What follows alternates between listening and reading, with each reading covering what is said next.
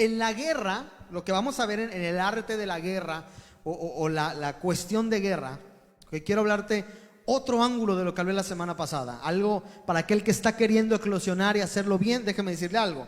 En la guerra hay ciertas estrategias que uno tiene que hacer o llevar a cabo para poder vencer al enemigo. Y una de esas cosas que hacen es algo que se llama el arte del engaño. ¿Ok? No le voy a enseñar a usted a engañar, no, quiero que aprenda a pensar como piensa el enemigo. ¿Okay? En la guerra hay un arte, o así le dicen, de engañar al enemigo. ¿Y de qué se trata? En palabras resumidas, es intentar hacerle creer al enemigo que ha sido vencido.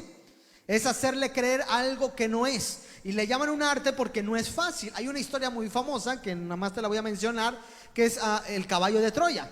Yo sé que muchos conocerán la historia, donde un personaje había sitiado un lugar con murallas muy altas y no podían conquistarla, y estuvieron muchísimo tiempo intentando y no pudieron, hasta que a alguien se le ocurrió hacer un caballo enorme, meter soldados adentro. Dijeron: nos damos por vencido, lo entregan como regalo y hacen como que se van. Y en la supuesta retirada, en la noche, los hombres bajan, abren las puertas y aniquilan a todos. Entonces eso es conocido en la guerra como estrategia, como un arte, el arte de engañar al enemigo.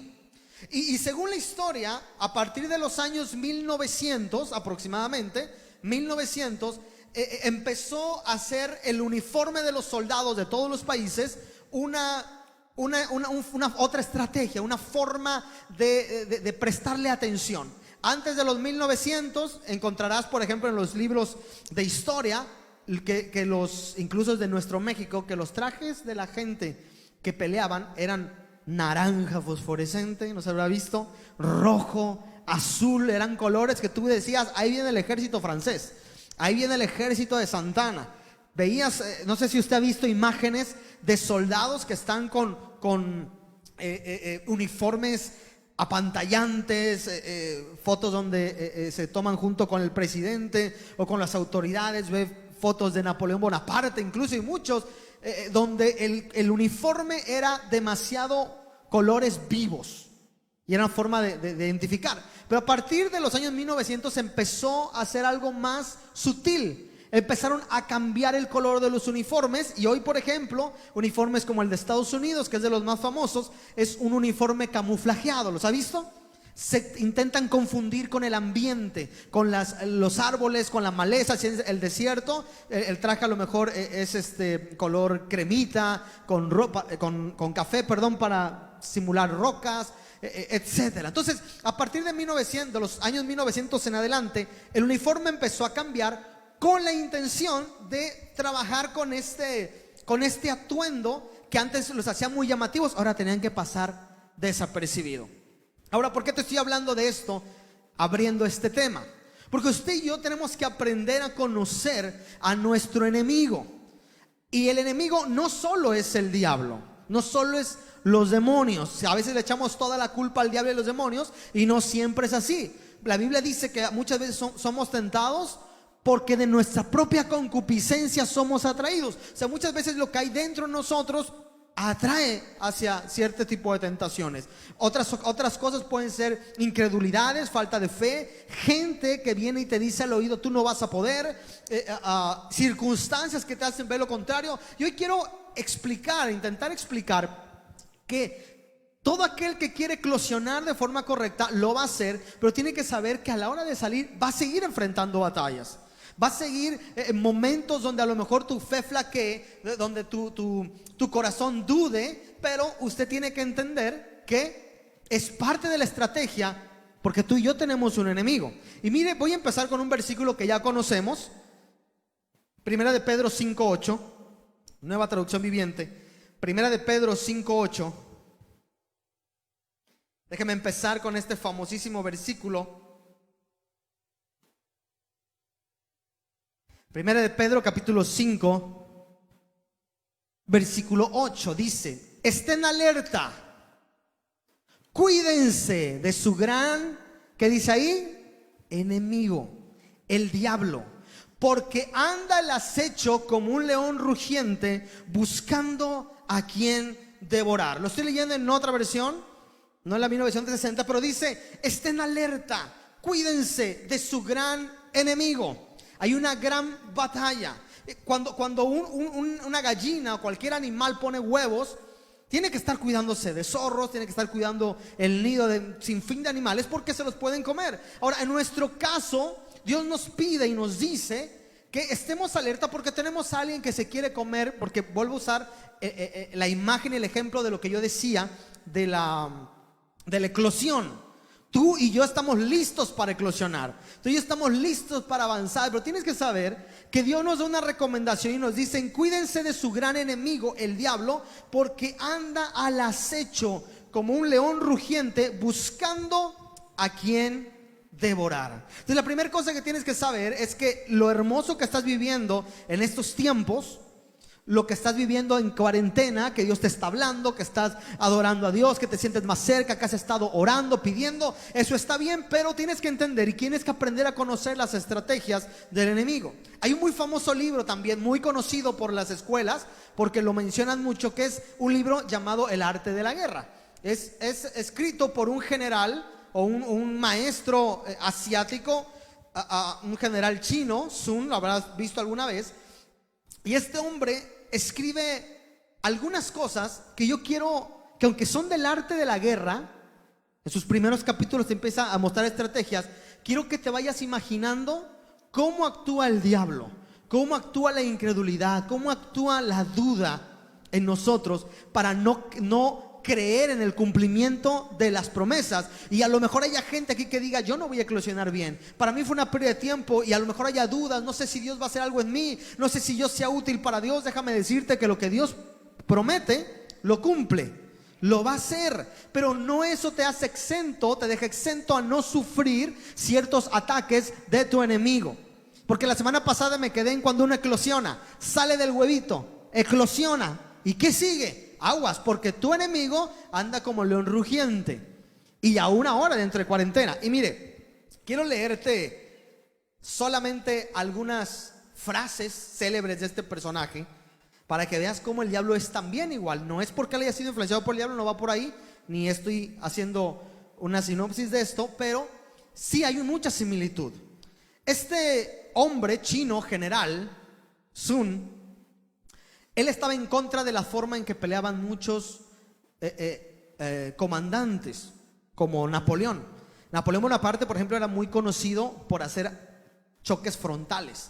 Él iba y mostraba su poderío, su caballo, su ejército fuerte, y les infundía temor. Y la gente decía: ahí viene el ejército de Napoleón, Francia y esto, y entraba mucho miedo. Por eso ese hombre fue un gran conquistador.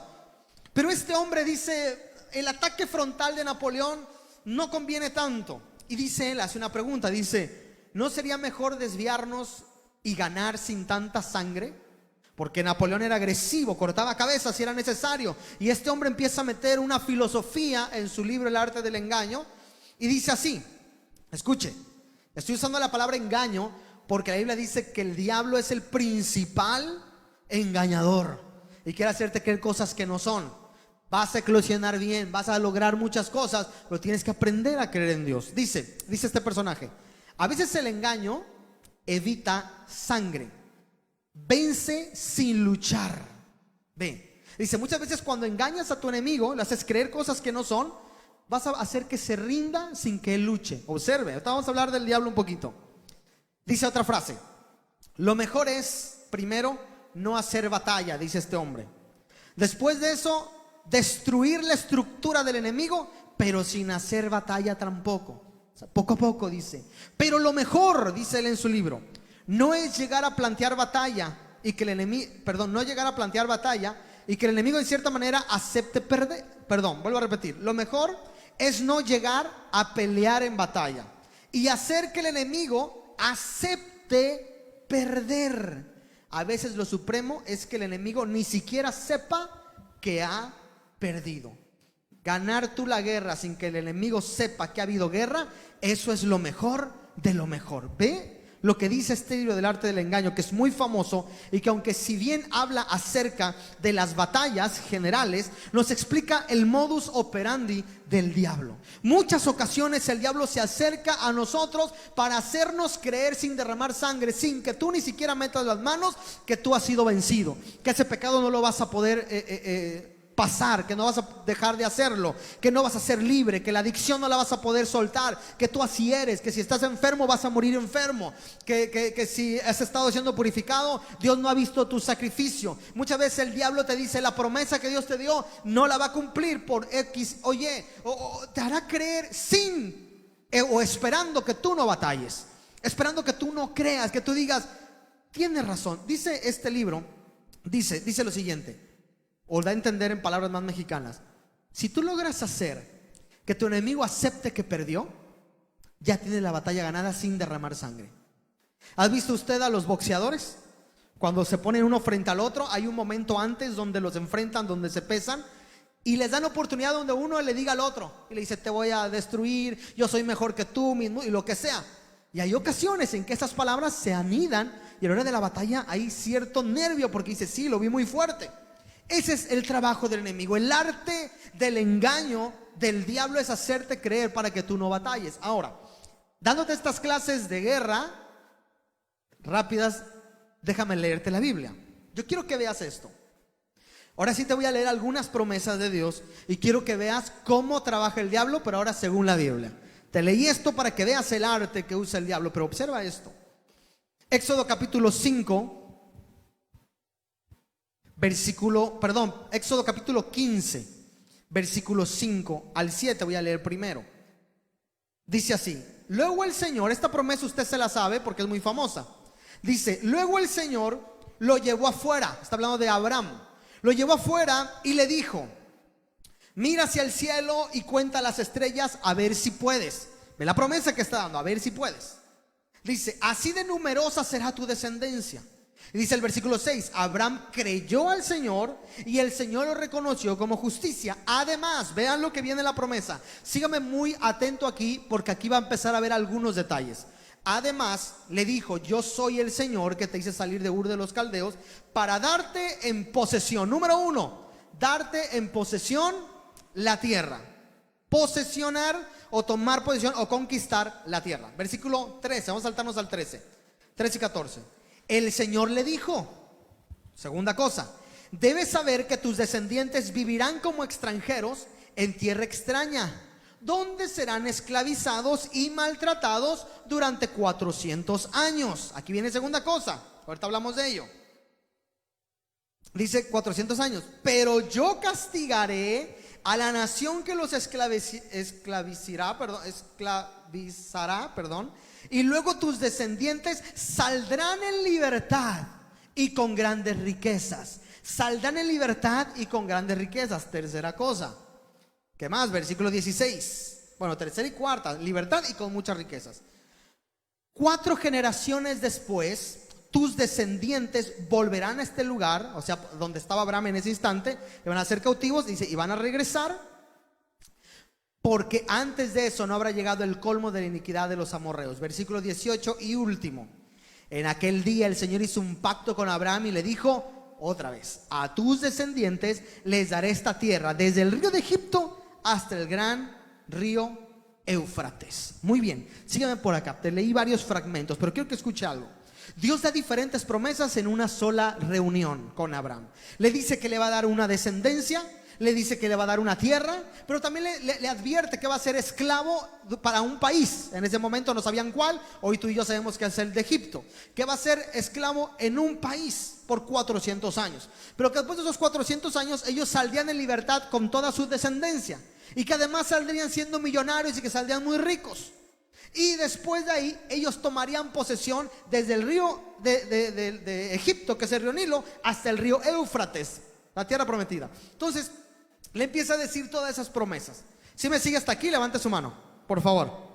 Amén. Si me está siguiendo, vea todas las promesas: riquezas, libertad, todo eso. Bueno, pregunto: ¿Dios cumple sus promesas, sí o no? Amén. Ahora pregunto: ¿Dios las cumple al 100% o a la mitad? 100%, ¿cierto o no? Pero déjame decirte que el diablo va a tener dos trabajos. El primero, hacerte creer que es mentira y que Dios no va a cumplir la promesa. Te va a decir, no, ya se tardó, imagínate, 400 años. Eso lo sabía Abraham. Pero a lo mejor muchos no se acordaban de eso y decían, así vamos a morir esclavos y se acabó la descendencia de Abraham, qué sé yo. Durante 400 años ellos a lo mejor perdieron la fe. Y el diablo les ha de haber dicho, de aquí no van a salir nunca, aquí van a ser exterminados. Nace Moisés, ¿recuerdas? Lo hablamos la semana pasada. Y el faraón dijo, mátenme a todos los varones. Era una forma de terminar con una raza. Era hacerlos más débil, que no hubieran demasiados varones para fertilizar a las mujeres de su tiempo, a embarazarlas. Y recuerda que los egipcios no se mezclaban con los hebreos porque era una tierra que la consideraban o les daba asco o repulsión, porque eran de profesión o de oficio de ganaderos, y los ganaderos eran mal vistos para los egipcios. Así que olvídese de que un egipcio iba a tener relaciones con o a tener hijos con un judío. Entonces era una forma de exterminar. ¿Cuántas veces el diablo les ha de haber dicho a la gente, de aquí no va a pasar? Y la Biblia dice que por fin aparece Moisés. Dios se le aparece en la zarza y va a liberarlo después de 430 años. El diablo, si están notando, le digo la primera cosa. La primera cosa es te va a hacer creer que la promesa no se va a cumplir, porque es el arte del engaño. Va a intentarte hacer creer para que ni siquiera pelees. Y la segunda cosa, que aceptes el cumplimiento de la promesa a la mitad. Como que Dios sí te va a dar, pero no como Él te dijo. Sí va a permitir esto, pero no como tú piensas. Y entonces te hace creer o conformarte con parte de la promesa. Esa es la segunda, ese es el arte del engaño que usa el diablo. Mire lo que dice, te voy a leer algo que ya sabes. Mire, Dios, Éxodo capítulo 8, versículo 25. Éxodo 8, 25. Pero antes de que lo leas, sígame con la historia. Moisés llega a la tierra, a Egipto, y dice, vengo a liberar al pueblo. Se presenta ante Faraón y dice, nuestro Dios nos dijo que 400 años después seríamos liberados. Así que vengo a pedirte que dejes libre a mi pueblo. ¿Recuerdas ese tema? Y entonces Faraón le contesta lo siguiente. Te voy a super resumir esta historia, porque pasan las plagas que ya conoces, las plagas de Egipto, todo eso. Pero no es lo que me interesa el día de hoy. Éxodo 8:25 dice, llamó entonces el Faraón a Moisés y Aarón y les dijo, vayan, ofrezcan sacrificios a su Dios, pero aquí en el país. Observa, ahí viene la primera tentación, el primer arte del engaño. ¿Qué le dijo Dios a Abraham? Tu descendencia va a salir libre y se va a ir y va a conquistar y van a salir con grandes riquezas. ¿Cierto o no es cierto?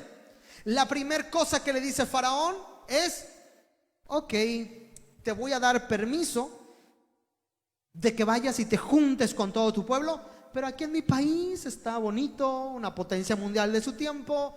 Aquí júntense, hagan una reunión, una campaña bonita. Aquí ofrezcan sacrificio. Aquí en mi país, no, ¿para qué se salen? ¿Para qué quieren irse 3 días de caminar el desierto? Aquí quédense. ¿Qué es la primera cosa que intentó vender el diablo a través de Faraón? Sí, hace 400, te dije que 400 años después, pues ibas a poder hacer parte, pero no, o sea, Dios lo que daba a entender es que ibas a poder servir a tu Dios otra vez. Ahí deja la promesa, pellizca la promesa tantito y confórmate con eso. Eso es lo que se dan a entender. Ve lo que dice. Bueno, la Biblia obviamente Moisés le dice no, porque no quiero contarte toda la historia. Moisés le dice no, tenemos que irnos todos. Y si no quieres, entonces empezaron las plagas. ¿Recuerdan las plagas de los sapos, de sangre? Bueno, ahí vienen las plagas, que hoy no voy a mencionarlas, pero en el ínter están apareciendo las plagas. Entonces Faraón vuelve a llamar a Moisés después de las plagas, de ciertas plagas. Dice, no, Moisés, necesito volver a hablar contigo. Ok, ya vi que no me aceptaste la propuesta, la negociación de que aquí mismo lo hicieras. Te voy a hacer una segunda propuesta. Éxodo capítulo 10, versículo 7. Entonces los funcionarios le dijeron a Faraón, ¿hasta cuándo este individuo será una trampa para nosotros? Porque ahí habían estado cayendo algunas plagas.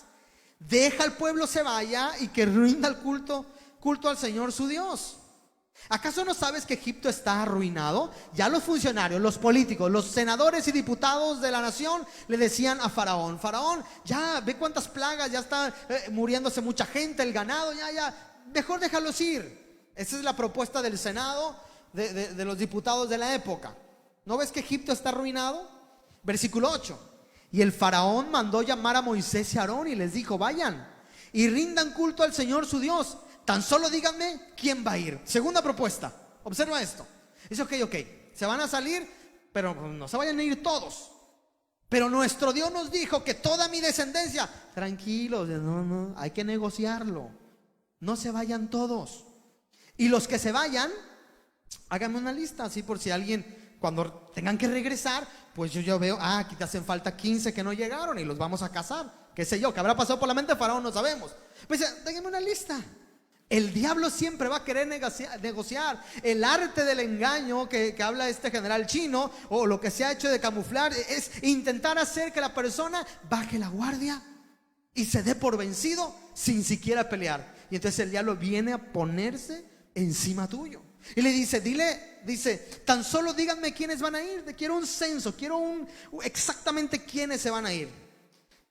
Dice, versículo 9: nos van a acompañar nuestros jóvenes y nuestros ancianos. Dice este personaje, Moisés dice: nos van a acompañar nuestros jóvenes y nuestros ancianos, respondió Moisés.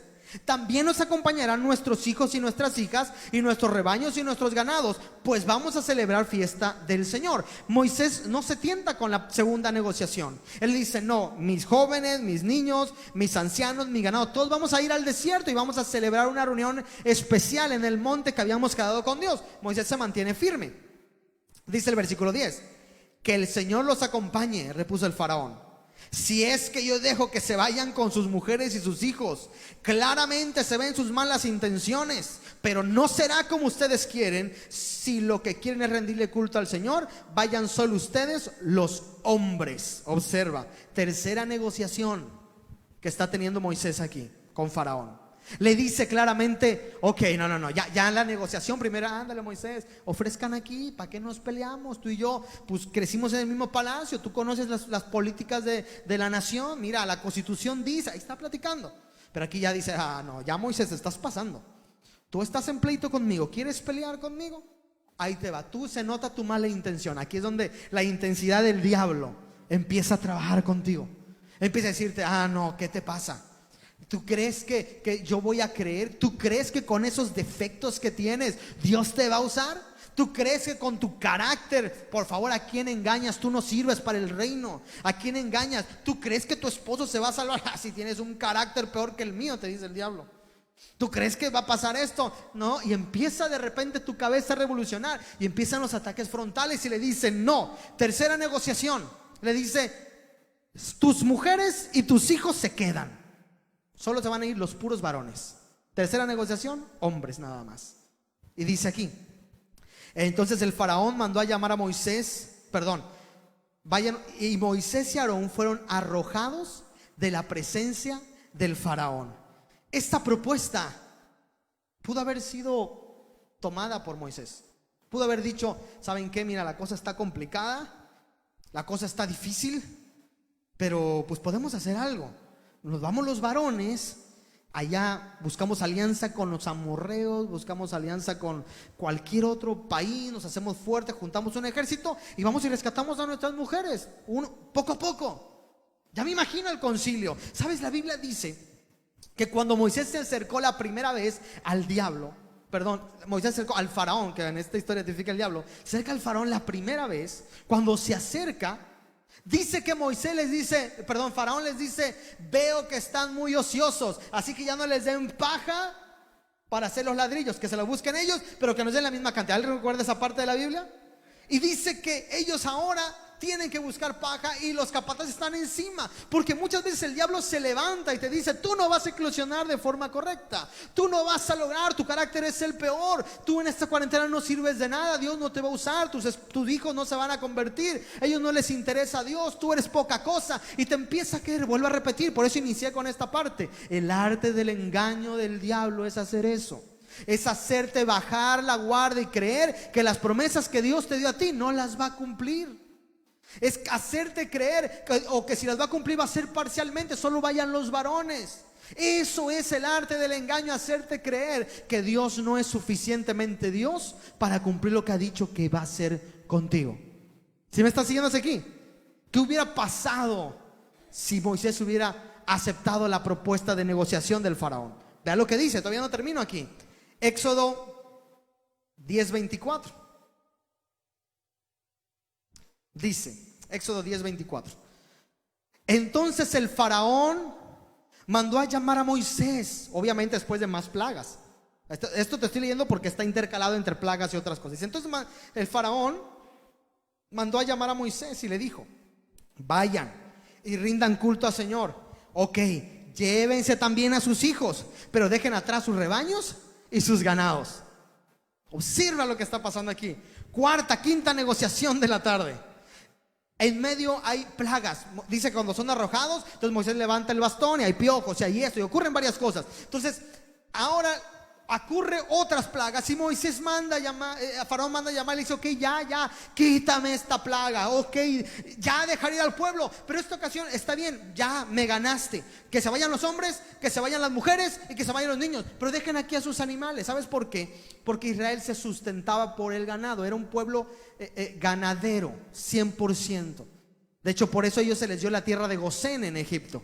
Se les dio esa tierra porque era tierra para alimentar a ganado. Entonces dijeron, es como decirle a un empresario: váyase, lo que hace Estados Unidos con la visa. Te dicen: quiere entrar a mi país, demuéstreme que tiene algo que lo haga regresar. Entonces el empresario dice: yo tengo empresas, tengo casas, tengo esto. Entonces usted no va a irse de mojado a mi tierra. Entonces lo hace que usted se ancle aquí, le muestra que usted tiene una carrera, una profesión, que tiene algo que lo va a jalar. Dice: ok, le doy permiso para la visa. Pero si llega alguien y dice: ¿usted trabaja? No, soy vendedor, un ejemplo, y no tengo salario fijo. ¿O que tiene alguna casa? No, rento. ¿Tiene algún bien? No, todo, no tengo nada a mi nombre. ¿Qué es lo que le dicen? ¿Tiene alguna carrera? ¿Está ejerciendo algo? No, yo vivo al día. ¿Qué le dice el gobierno americano, el consulado? Si usted no va a mi país, usted no va de visita, usted se va y se quiere quedar allá, por lo tanto visa denegada. ¿Sí? Entonces, ¿qué sucede? Que muchas veces para que el consulado americano te deje entrar a su país, te hace como que tus bienes te jalen de regreso a tu tierra y no te quedes allá. Lo mismo quiere hacer Faraón. Dice: váyanse ustedes, pero van a dejar todas sus pertenencias aquí, y eso me asegura que ustedes van a regresar. Son mi brazo obrero, son mi fuerza, los que van a hacerme mis pirámides. Ve la negociación que está ocurriendo. Yo pregunto, ¿qué hubiera pasado? Y dice que el corazón de Faraón se endurecía una y otra vez. Yo, como ser humano, si hubiera sido Moisés, tú y yo, a lo mejor hubiéramos dicho: bueno, ya es ganancia, ¿cierto o no? Ya, de lo bueno lo malo, pues bueno, de lo ganado lo perdido, bueno, pues ya, o de lo perdido lo ganado, pues ya nos dio que nos salgamos los viejos, los jóvenes, los niños y las mujeres. Ya el ganado, ¿qué decimos? Lo material va y viene, ¿cierto o no? Ya que se quede, vámonos todos, este es el momento. Alto. La promesa decía: van a salir libre de ese lugar y con grandes riquezas. Y esa promesa no se estaba cumpliendo al 100%, porque iban a salirse todos, pero sin riquezas. ¿Sí me está siguiendo lo que estoy intentando explicarle esta mañana? Que el diablo va a hacerte creer con su arte del engaño que las promesas no se cumplen. Y si se cumplen parcialmente. Si Dios te dijo que algo va a ser, así será. Porque Dios no se le olvida nada, porque puede pasar cielo y tierra, pero mi palabra no pasará. Y cuando tú tienes bien claras las promesas que Dios te ha dado a ti, o tienes bien claro lo que Dios te dijo que hará, tú no vas a dejar que nada te mueva. Que el diablo no te va a decir: esto ocurre y esto no. Tú vas a decir: no me importa lo que dicen los demás, no me importa lo que la iglesia piense, lo que el hermano tal, lo que aquel me diga, lo que mi presidente diga. Si Dios dijo que va a hacer esto conmigo, lo va a hacer. Lo que te estoy diciendo esta mañana es que no puedes dejar que el diablo te haga creer que la promesa, número uno, no se va a cumplir, o número dos, no te deja creer que se va a cumplir a medias, porque ese es el arte del engaño. El arte del engaño es hacerte creer y decir: bueno, me conformo con. ¿Has visto a esos papás que de repente agarran en su mano 5 pesos y en la otra vez y le dice a su hijo: escoge la derecha o la izquierda? Y dice: derecha. No hay nada. Si te hubieras escogido la otra, te daba 5 pesos. Ni modo, lo engañó, se quedó sin nada. Hay chamaquitos listillos que dicen: yo quiero las dos. Y de ahí no lo sacas. Y ahí está, toma pues. Entonces el arte del engaño se trata de hacerte agarrar migajas. Yo no quiero saber qué hubiera pasado si Moisés hubiera dicho: bueno, está bien, me llevo solo a mis jóvenes, me llevo no, Moisés dijo: no, yo ya aprendí, yo ya leí, y a pesar de que el pueblo de Israel, el pueblo egipcio se puso más sádico, se puso sobre ellos. Al final, ya no te voy a leer todo completo, pero al final dice que cuando ellos salen, los egipcios se quitaban las argollas de las orejas, se quitaban el oro, se quitaban la plata y le decían: váyanse, llévense todo, pero lárguense de mi país. Llévense lo que quieran, aquí está y dice literalmente la Biblia, no tengo el versículo en la mano, pero dice que Israel despojó de sus riquezas a Egipto. Despojó, y no porque los obligaron, ni siquiera empuñaron una espada, ni siquiera ellos no eran gente peleadora. De hecho, Josué los tuvo que enseñar a pelear en el desierto porque ni ejército tenían. Pero dice la Biblia que los egipcios literalmente se desprendían de todo el oro que cargaban encima y le decían: toma, vecina, lléveselo, pero pídale a Dios que me bendiga a mí y a mi familia porque se me está muriendo mi ganado. Eso es lo que da a entender. Se quitaban todo y le decían: tome, pero por favor dígale a su Dios que se acuerde de mí. Y dice que todos decían los israelitas: oh, gracias, gracias, gracias. Que de ahí, tema curioso nada más, cuando se hace el becerro de oro al cual ellos adoran en el desierto y que Dios hay una destrucción, de ahí salió ese oro para hacer ese becerro, ahora sí que de los aretes y que se quitaron, que le habían dado los egipcios. Eso lo fundieron, hicieron un becerro de oro que después Moisés destruyó. ¿Pero por qué? Porque despojaron de sus riquezas a Egipto. Dice la Biblia, imagínense, dice la Biblia que cuando construyeron el tabernáculo y que construyeron toda la casa para Dios y todo, dice que hicieron, llenaron de oro algunas cosas, de material de todo tipo. Y dice que cuando Moisés les dice lo que tienen que hacer, todo el pueblo de Israel empezó a traer riquezas. Hasta que Moisés dijo: ya no más, ya tenemos suficiente para la construcción.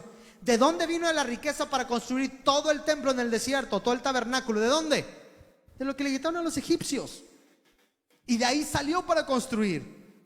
¿Sí me estás siguiendo hasta aquí?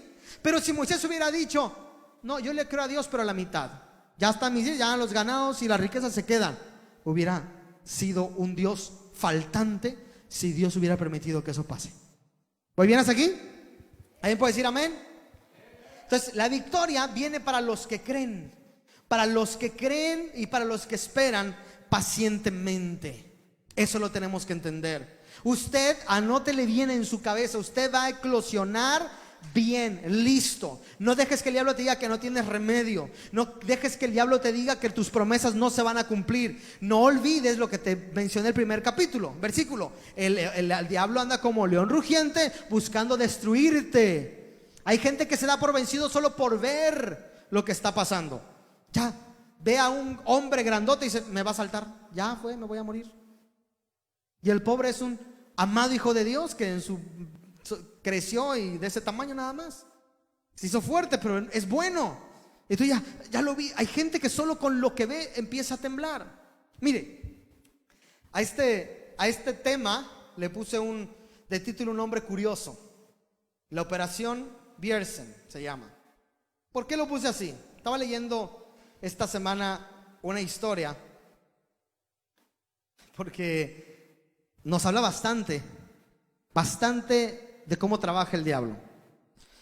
Y el diablo, el trabajo del diablo es hacerte creer que tú estás siendo vencido cuando él fue ya vencido. Y esta operación, la Operación Bjersen, le ejecutó un ejército que fue conocido en la historia como el ejército fantasma. Y me encantó esta historia de guerra porque fue real, fue verídica. Segunda Guerra Mundial. Ustedes saben que los nazis estaban trabajando de una forma impresionante, conquistando gran parte del mundo, y la parte del ejército contrario estaba batallando por ganar. No fue una batalla fácil. Entonces, al ejército contrario a los nazis, ejército americano, o la fuerza principal que a Estados Unidos, se les ocurrió una idea. Chéquense esto, te voy a leer algunas partes. Se les ocurrió reclutar a personas, escuche esto, personas que no eran soldados, tenían su ejército y consiguieron, mira, según la historia, 1,100 personas que no eran soldados, eran artistas, eran arquitectos, eran actores, diseñadores, ingenieros. Esa era la plataforma. Pura gente que no eran soldados. Los llamaron y les dijeron: miren, tenemos una propuesta para ustedes. Son 1,100. Tengo una propuesta para ustedes. Ustedes que son buenos para engañar a los actores, que son actorazos de primera, ustedes que saben diseñar cosas, ustedes necesito que me hagan un favor. Vamos a crear un ejército el cual haga creer al enemigo que es un ejército muy grande. Quiero que usen su imaginación. Palabras, estoy parafraseando. Quiero que echen a volar su imaginación. Los arquitectos junto con los diseñadores, quiero que trabajen en conjunto. Entonces empezaron, dice la historia, a crear un ejército fantasma. Crearon tanques de guerra, pero hechos a base de madera. Es más, hubieron hasta tanques de guerra inflables. Imagínese usted. O sea, hinchables, o sea, de que les echas aire, pintados, camuflajeados. Segunda Guerra Mundial. Esta es una historia verídica. La Operación Bjersen se llamó.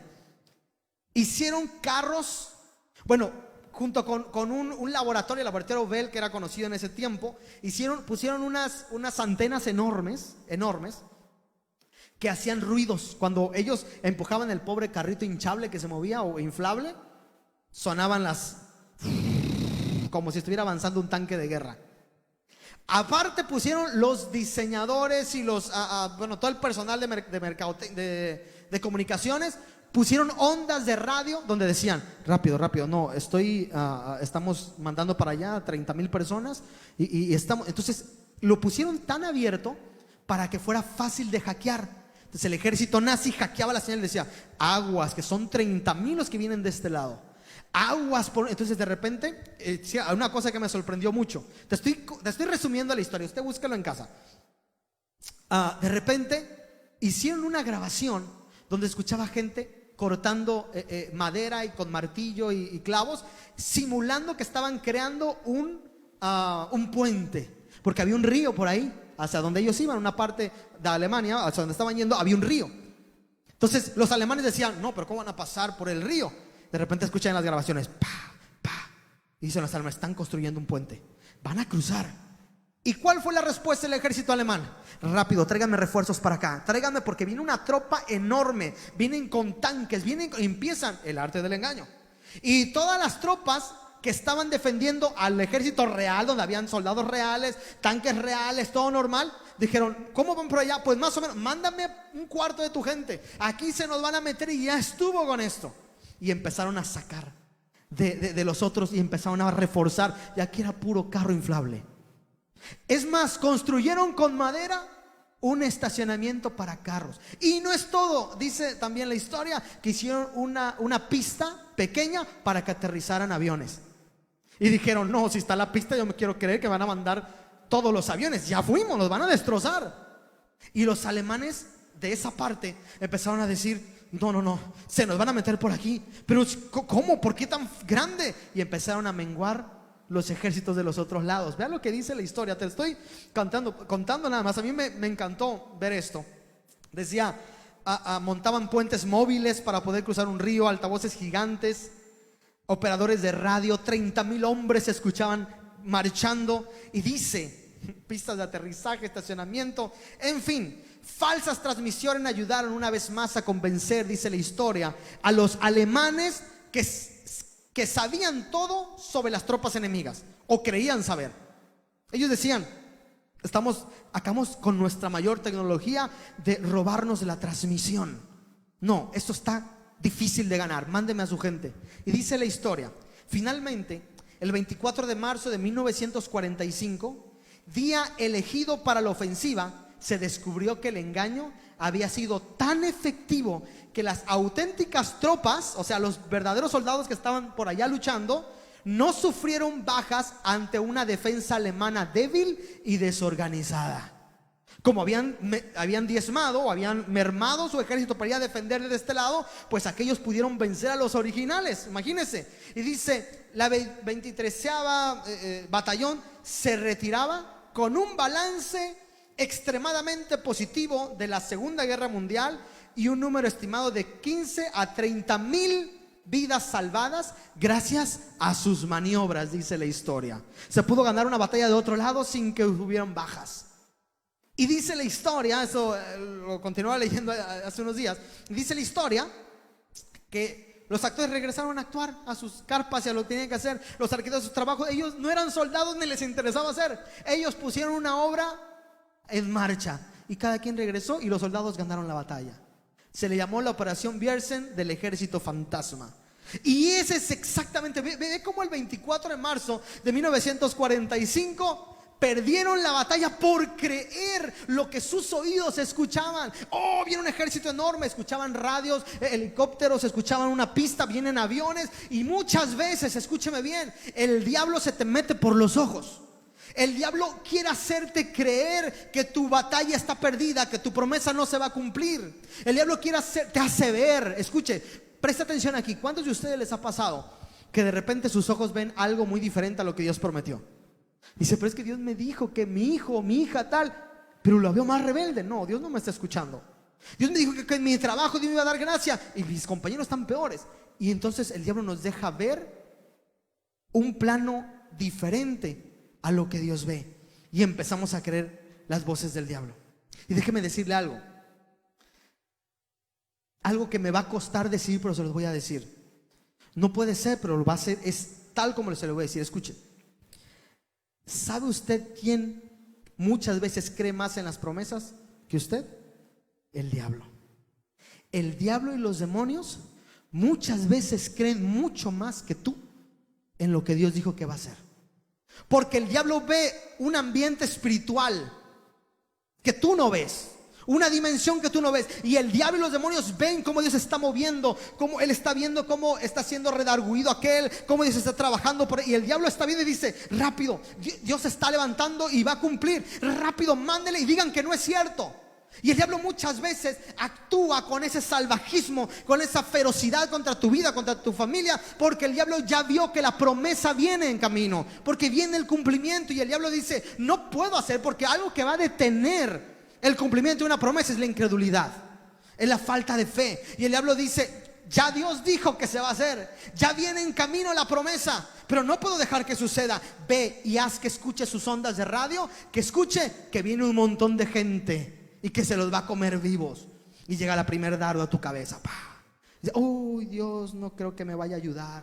Dios no está para mí. El diablo dice, yes, qué bueno, ya con eso empieza a frenarse. Dios va a cumplir, pero se tarda más de lo necesario.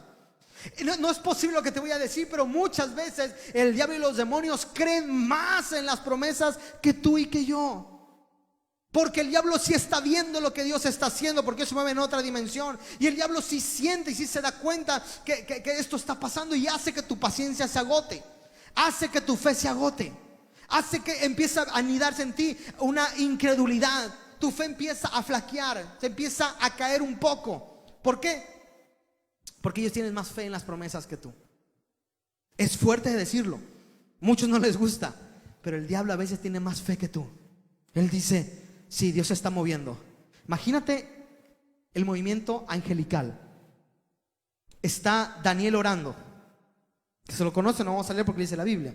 Está Daniel orando y está diciendo, Padre, tú dijiste que después de un tiempo tú libertarías a Israel y que regresaríamos. Ya pasó muchísimos años y seguimos esclavos en Babilonia. Y tú dijiste, Dios, y tus promesas tú las cumples. Y ya pasó mucho tiempo, Señor. Y Daniel todos los días se arrodillaba, Dios, liberta a Israel, que regresemos a nuestro país, regresemos del exilio. Y al otro día se levantaba Daniel y decía, Dios, peor se ha puesto el ejército babilónico y el rey me está diciendo, y Babilonia es esto, y yo estoy aquí y busca mi vida para matarme, pero tú dijiste y tú prometiste. Y está orando. Y en el ambiente espiritual está la potestad de Babilonia, que es más arriba que un demonio según la jerarquía de demonios. Y él empieza a ver cómo Dios se pone de pie. Te voy a decir lo que tú no ves, pero que el diablo sí ve. Dios se pone de pie en su trono y dice, hay toda una nación esclava en Babilonia. Ninguno está clamando, ninguno está orando, todos están en lo suyo, pero ahí está Daniel. A lo mejor llama a Jesús, llama al comité angelical, le dice, mira, hay alguien que está pidiendo. Y es cierto, no es que a mí se me olvide, pero su clamor llegó a mis oídos. Y el diablo está de lejos en otra esfera y dice, oye, se está poniendo de pie, Dios, se está escuchando ese clamor. Daniel no ve nada, Daniel no sabe lo que está pasando, pero el diablo dice, hey, tú, a mí me responden con su vida, No puedes dejar que la respuesta de Daniel llegue, no. Y tú te encargas de detenerla, y tú te encargas de ir a desanimar a Daniel, y tú te vas a encargar de levantar enemigos en el pueblo de Israel, y tú le vas a decir al rey de Babilonia que se ponga en contra, y tú a los consejeros, órale, a moverse todos. Y mientras están monitoreando a Dios, y Dios está diciendo: es tiempo, vamos a responder. Y a lo mejor Gabriel, el arcángel, dice: Dios, me voy ahorita mismo. Espera, tiene que clamar, tiene que seguir esperando. Pasan 4 días y Daniel: Dios, yo no voy a seguir ayunando y seguir ayunando. Dios, te pido por favor, responde, regrésanos del exilio, no quiero. Y en el ámbito, el diablo y los demonios sí están viendo cómo en el ambiente se está moviendo la respuesta, y le dice a Gabriel: ve, es tiempo. Dios, ya te habías tardado, ya van 10 días, ve. Y en el camino empieza a avanzar y dice el diablo: tú, órale, a liderar ese ejército. No dejen a Gabriel pasar, pónganse a pelear. Daniel no ve nada, así como tú no ves nada. Daniel no lo está viendo. Van día 11 y: Dios, llevo 11 días orando, estoy ayunando, ¿por qué no llega tu respuesta? Daniel no ve nada, pero el diablo sí está viendo. El diablo ya cree que la promesa está por cumplirse. A lo mejor tú no crees, no tienes tanta fe, pero el diablo sí está creyendo, y dice, y está creyendo: muévanse. Y entonces se levanta el rey de Babilonia, se levantan los consejeros, el pueblo pueblo de Israel a lo mejor también. Y para colmo viene Gabriel y se empieza a pelear. Hay una batalla en los cielos y no lo deja, y están peleando y dicen: no lo dejen pasar, no lo dejen pasar. Está peleando por eso. Y Daniel, ¿qué dice? Número 19: ya me cansé, Dios. Pues ya con que yo esté aquí al mando de todo el pueblo de aquí, pues por lo menos pues puedo ayudar a los que yo quiera, Dios. Yo creo que con eso ya cumplí con orar, llevo 19 días. Y Gabriel desde abajo: no, sigue peleando. Y Daniel sigue orando, Daniel sigue clamando, hasta que por fin, día 21. Y no creas que el ayuno de Daniel, que se dice de 21 días, es por copiarle una forma. Pero no significa que Daniel dijo: voy a ayunar 21 días. Si eso se hubiera tardado 45, Daniel hubiera ayunado 45, y usted tendría un estándar de ayunar 45 días a lo mejor. 21 días, él no sabía, dijo el 21, y aparece y le dice las mejores palabras que yo he escuchado en la Biblia: muy amado Daniel, tú que eres muy amado por mi Dios. Desde el primer día se dio la orden, pero qué bueno que Daniel siguió creyendo, ¿cierto o no? Qué bueno que Daniel siguió buscando. Qué bueno, que Moisés siguió creyendo que la promesa se tenía que cumplir. ¿Por qué el diablo cree? Porque ellos sí ven el movimiento angelical. Ellos sí alcanzan a ver lo que tú no ves. Ellos dicen: Dios dijo, y ya llegó el tiempo que se va a cumplir, y yo no voy a dejar. Pero entonces tú te mantienes en fe, tú te mantienes esperando y dices: voy a eclosionar, voy a salir victorioso, se van a cumplir las promesas. Y no al 30%, no al 40%, no al 80%, al 100%, porque mi Dios lo dijo, y Dios cumple todo lo que promete. Amén. Pues bien, hasta aquí, ya voy a terminar. Escuche, quiero terminar contándote rápidamente una escena en la Biblia. Antes quiero decirte que hay una diferencia entre ser llamado y ser enviado. Muchas veces Dios te da un llamado y un don para ejercer en el reino, pero a veces te dice: espérate, el cumplimiento de la promesa viene después de un proceso siempre. Aunque Dios te haya prometido: vas a hacer esto o esta cosa, no pasa hasta que haya un proceso primero. Eso es ley. Hay un proceso para el cumplimiento. Muchas veces, si la promesa no se ha cumplido de parte de Dios, probablemente es porque hay un proceso que todavía estás pasando, tienes que terminar de pasar. Hay un plan más allá. ¿Sí me sigue? Y quiero que lea conmigo los 2 últimos versículos del tema del día de hoy. Génesis capítulo 37, versículo 9. Génesis 37, versículo 9, NBI.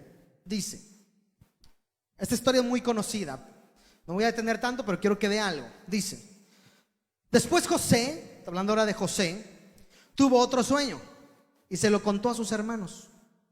Les dijo: tuve otro sueño en el que veía que el sol, la luna y 11 estrellas me hacían reverencia. Cuando se lo contó a su padre y a sus hermanos, su padre lo reprendió: ¿Qué quieres decir con este sueño que has tenido?, le preguntó. ¿Acaso tu madre, tus hermanos y yo vendremos a hacerte reverencias? Sus hermanos le tenían envidia, pero su padre meditaba en todo esto.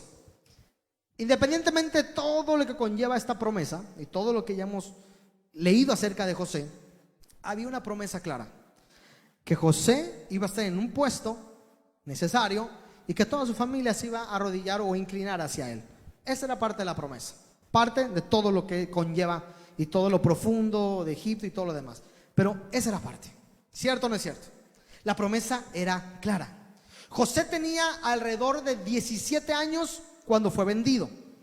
A lo mejor el sueño lo había tenido un año o 2 años antes, no sabemos. A lo mejor tendría 15, 16 años o 17 el mero año cuando tuvo el sueño, no sabemos. Pero a los 17 años aproximadamente es vendido. Y desde ahí se va a la casa de Potifar, se va a la cárcel, y está desde los 17 años hasta los 30 años entre el palacio de Potifar y la cárcel. Son 13 años donde no se cumple ninguna promesa, ni esa ni todas las demás que él tuvo. 13 años donde su fe es probada. Yo creo que te sabes la historia de memoria. 13 años donde, o a lo mejor más, a lo mejor 15, porque no sabemos cuánto tiempo pasó entre el sueño y que es vendido. Vamos a redondearle a 15 años. De 13 y 15 años el cumplimiento. Pero llega un día donde el faraón lo manda a llamar. Y el faraón tiene un sueño de las vacas gordas y las vacas flacas. Sé que se sabe usted la historia. Y le dice: a partir de ahora, José, y ve lo que ocurre. Ve cómo encadena, en efecto dominó, hay cumplimientos de la promesa de José. Le dice: a partir de ahora eres libre de prisión. Te voy a cambiar el nombre y te voy a poner Safnat Panea, creo fue. A partir de ahora, Safnat Panea significaba el que percibe los sueños o el que recibe lo oculto, una cuestión así. A partir de ahora te voy a cambiar el nombre, dándole a entender que empieza una nueva vida.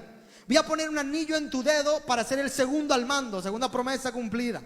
Número 3, le dice: ven, le dice a Asenat, la hija de un sacerdote de ahí, le dice: ven y te vas a casar con ella. El que él se case con una mujer de tan alto rango como el sacerdotal era wow. Y eso tiene que ver mucho con la historia, el contexto histórico que estaba viviendo en ese tiempo Egipto y las tribus que se manejaban. Entonces hubo una alianza política sacerdotal por esa razón. Pero sea como sea, tuvo un trasfondo muy importante que se haya casado con ella. Qué bonito que después de haber rehusado acostarse con la esposa de Potifar, es recompensado con el más alto rango, ¿cierto o no? Pero no solo eso, sino que tiene 2 hijos, Efraín y Manasés. Tiene 2 hijos. Se hace el hombre más importante y el segundo hombre más rico de la nación más poderosa. Hasta ahí yo te puedo decir que el 80% de las promesas habían sido cumplidas. ¿Y qué cree? José estaba muy contento. José estaba muy feliz. Es más, yo considero que probablemente José ya hasta se había olvidado de muchas cosas. Y estoy seguro por unas cuestiones que dice la Biblia. Este hombre había recibido esposa, cargo político, 2 hijos, se había cambiado el nombre. Y dice que durante 7 años de vacas gordas, él empieza a administrar. Yo pregunto, si me sacaron de mi lugar y llevo 13 años fuera de mi casa, que al final 13 años no es tanto en cuanto a memorias. 13 años fuera de mi casa, ¿no le mandas un WhatsApp a papá y papá estoy aquí o lo voy a buscar? Yo creo que cualquiera haría eso, o muchos harían eso: voy a buscar a mi papá, a mi familia, estoy vivo. Pero algo me dice que José, que no es Dios y que es humano, dijo: ay, voy a disfrutar mi actual momento. Sí, en mi tiempo sufrí mucho, pero ya no. ¿Te ha pasado que no quieres recordar tu pasado? ¿Te ha pasado que no quieres recordar tu pasado? ¿Sí? Que de repente dices: esto estuvo tan feo, no, ya ni me cuentes, ni quiero mencionarlo. Ya, esto está tan bonito. Y él empieza a disfrutar a su esposa, el amor de jóvenes, de 2 jóvenes ahí. Tiene 2 hijos. Porque dice la Biblia que sus 2 hijos los tuvieron antes de que se terminara, poco antes de que se terminara las 7 vacas gordas. Entonces me imagino que si son 7 años, los niños tendrán entre 5 y 3 años a lo mejor, no sé, por ahí. tiene 2 hijos, es el segundo, es el hombre más millonario. Y él dice: wow, estoy viviendo mi sueño, estoy viviendo la vida, estoy feliz, tengo todo, tengo mi propia familia, tengo mi propio negocio, tengo mi propio cargo, tengo mi propio palacio, económicamente estoy de lo mejor, políticamente estoy de lo mejor, familiarmente estoy con lo mejor. Pero ¿qué crees, José? Que Dios no se le olvida nada. Y que si Dios dijo que tus hermanos se van a arrodillar, se van a arrodillar, porque Él así dijo que fuera. Aunque José se haya olvidado, tú te puedes olvidar de tu familia, José, pero Dios no se olvidó de lo que prometió de esa familia. Y aquí viene la diferencia entre José, que es un hombre, y Dios, que es Dios. Porque su palabra no pasa y no regresa vacía. Y José ya llevaba 9 años viviendo la vida correctamente, emocionalmente. ¿Qué quiero decir?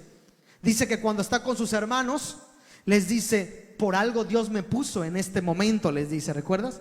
Y les dice así: todavía faltan 5 años de hambruna, vénganse, quiero les alimentar. O sea que habían pasado 2 años en lo que se acabaron toda la comida reservada del pueblo de Israel. Entonces 7 más 2, 9 años. 9 años José, 9 años, 13 años viviendo en la cárcel y en cosas malas, y 9 años viviendo en abundancia. Pero vuelvo a repetir, a Dios se le puede haber, a ti se te puede haber olvidado y decir: no, ya con lo que Dios me dio, el 80% que Dios me dio, ya con eso es suficiente. Y Dios dice: no, qué bueno que estás feliz, qué bueno que familiarmente, pero yo te dije que tu familia se iba a inclinar. ¿Y sabe por qué lo sé? Último versículo, ve lo que dice aquí, Génesis 42:8. Aunque José, Génesis 42:8, NBI, dice: aunque José los había reconocido, sus hermanos no lo reconocieron a él. En ese momento, ellos se inclinan, ¿no? Y dice: en ese momento se acordó José de los sueños que había tenido acerca de ellos. O sea, José ya hasta había olvidado las promesas que Dios había tenido. Le estaba yendo tan bien en la vida que se le había olvidado esa parte de la promesa. Dice: pero en ese momento, cuando los vio arrodillarse, dijo: wow, Dios siempre cumple, Dios siempre es fiel. Y no dejes que porque el 80% de tu promesa se cumplió, no creas que el 100% no se va a cumplir. Porque cielo y tierra pasarán, pero su palabra jamás pasará y no regresa vacía. No dejes que el diablo te engañe, ni te haga creer, ni te haga pensar que hasta ahí estás. Dios va a terminar lo que ha cumplido en ti y vas a eclosionar de forma correcta. Póngase de pie en su lugar. José se le pudo haber olvidado parte de la promesa. José pudo haber creído que la promesa no se iba a cumplir, pero Dios no se le olvida ni una coma de lo que Él te dijo. Levante la mano, ¿cuántos tienen promesas de parte de Dios? ¿Cuántos creen que se va a cumplir? No dejes que el diablo crea más que tú. Cree de la misma forma como Dios te dijo que se va a hacer. Y tú que estás en casa, cree que lo que Dios te dijo que va a hacer se va a cumplir, porque Dios no es un Dios que miente, y si Dios dijo, lo va a hacer. Cierre sus ojos ahí, por favor.